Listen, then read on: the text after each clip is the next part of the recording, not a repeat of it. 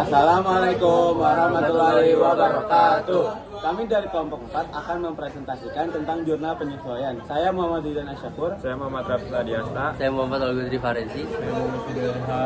Saya Naira Hidayah. Saya Nabila Huwaida. Pengertian jurnal penyesuaian. Jurnal penyesuaian adalah jurnal yang dibuat dalam proses pencatatan perubahan saldo dalam akun sehingga dapat mencerminkan jumlah yang besar. Fungsi jurnal penyesuaian: 1. Menetapkan saldo catatan akun buku besar pada akhir periode sehingga sesuai dengan saldo real atau sesungguhnya. 2. Menghitung pendapatan dan beban selama periode yang bersangkutan. 1. Beban dibayar di muka. Transaksi yang awalnya dianggap masuk ketika pertama kali dibayar, tapi akan menjadi beban selama periode akuntansi berjalan. Contohnya adalah sewa dibayar di muka, iklan dibayar di muka, asuransi dibayar di muka, bunga dibayar di muka. 1 September 2015 dibayar sewa gedung untuk 2 tahun sebesar 24 juta.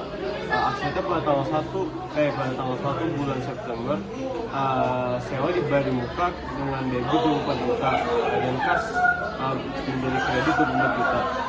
Jumlah penyesuaian tanggal 31 pada Desember adalah beban sewa gedung, debitnya 4 juta, terus itu sewa dibayar di muka, kredit 4 juta. 4 per akhirnya jadinya 4 per 24 kali 24 juta sama dengan 4 juta. Yaitu 4 bulan dari 1 September 18 sampai 31 Desember 2018. Akhirnya jadinya beban pada tanggal 1 September itu beban sewa gedung yang debit 74 juta, kasep kredit jadi 24 juta. Jumlah penyesuaian pada tanggal 31 bulan Desember itu sewa dibayar di muka, debitnya 20 juta dan beban sewa gedung kreditnya 20 juta. 2. Beban yang masih harus dibayar. Beban atau kewajiban yang sudah terjadi karena belum dilapor. 2 orang karyawan sedang bertugas di luar kota selama bulan Desember 2018. Gaji kedua karyawan itu sebesar 12 juta dan belum dibayar. Jadi untuk jumlah penyesuaiannya itu pada tanggal 31 bulan Desember, beban gajinya itu berdebit 12 juta dan utang gaji itu kredit 12 juta. Nah, pada 1 November 2012 bersaldo meminjam uang sebesar 30 juta dengan tingkat bunga 6% per tahun. Bunga dibayar tiap tanggal 1 Mei dan 2 November. Nah, jadi bunga yang dibayar tanggal 1 Mei adalah bunga Oktober dan April 2016. Sedangkan bunga yang 1 Mei adalah bunga 15 Oktober 2015 sampai April 2016. Sedangkan bunga yang dibayar 1 November adalah bunga cicilan Mei 2016 sampai Oktober 2016. Akhir periode akuntansi jatuh pada tanggal 31 Desember 2016.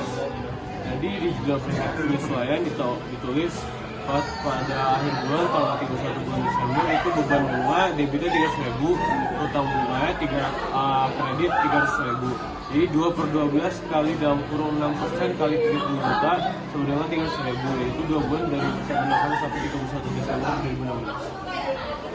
3. Pendapatan diterima di muka. Transaksi yang awalnya dicatat sebagai kewajiban ketika pertama kali diterima, tapi akan menjadi pendapatan selama periode akuntansi berjalan. Contoh, pembayaran sewa gedung secara tunai, premi asuransi diterima di muka. 1 September 2019 diterima pendapatan bunga pinjaman hipotek di muka sebesar 6 juta untuk masa setahun. Tanggal 1 bulan September, kas berada di debit sebesar 6 juta. Bunga diterima di muka berada di kredit sebesar 6 juta. Tanggal 31 Desember, bunga diterima di muka berada di debit sebesar 2 juta. Pendapatan bunga berada di kredit sebesar 2 juta. Tanggal 1 bulan Desember, kas berada di debit sebesar 6 juta, pendapatan bunga berada di kredit sebesar 6 juta. Tanggal 31 Desember, pendapatan bunga berada di debit sebesar 4 juta, bunga diterima di muka berada di kredit sebesar 4 juta. Pendapatan atau piutang yang masih harus diterima. Pendapatan yang sudah menjadi hak dan boleh diakui tetapi belum dicatat karena belum diterima. 31 Desember 2014 masih harus diterima pendapatan sewa gedung untuk bulan Oktober sampai Desember 2017 sebesar 1 juta per bulan. Jurnal penyesuaiannya 31 Desember piutang sewa berada di debit sebesar 3 juta dan hutang gaji berada di kredit sebesar 3 juta. 31 Desember 2015 terdapat pinjaman hipotek uang keluar dengan saldo 50 juta.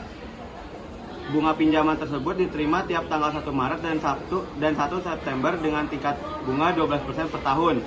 Bunga yang diterima bulan September adalah pendapatan bunga bulan Maret 2016 sampai Agustus 2016. Bunga yang belum diterima tapi sudah boleh diakui pendapatan adalah bunga September 2016 sampai Desember 2016. Jurnal penyesuaiannya ada 31 Desember, piutang bunga berada di debit sebesar 2 juta dan pendapatan bunga berada di kredit sebesar 2 juta. Yang kelima ada penghapusan piutang atau piutang tetap tagih. Pada tanggal 31 Desember 2020, perusahaan jasa pengiriman barang cepat kilat melakukan tutup buku dan ada piutang sebesar 2.750 tidak tertagih. Jurnal penyesuaiannya itu beban penghapusan piutang di debit 2.750 dan piutang usaha di kredit 2.750. Yang keenam ada pemakaian kelengkapan. Pada tanggal 31 Desember 2011, diketahui nilai kelengkapan yang tersisa sebesar 3 juta. Sedangkan awal tahun diketahui saldo kelengkapan sebesar 6 juta. Jurnal penyesuaiannya itu beban kelengkapan 3 juta, di debit, kelengkapannya di kredit 3 juta. 3 jutanya itu dari yang pakai 6 juta dikurang 3 juta. 7. Penyusutan aset tetap. Berwujud atau depresiasi, tidak berwujud atau amortisasi, metode garis lurus atau secara merata. Rumusnya, penyusutan sama dengan nilai perolehan kurang nilai residu atau umur ekonomis. Contoh, 31 Desember 2021, PT Dunia Anak menyusun daftar penyusutan aset tetap, yaitu gedung 15 juta, peralatan kantor 3 juta, dan hak paten 1 juta. Jurnalnya, beban depresiasi gedung di debit, akumulasi depresiasi gedung di kredit, lalu beban depresiasi peralatan di debit, akumulasi depresiasi peralatan di kredit, beban amortasi hak paten di debit, hak paten di kredit.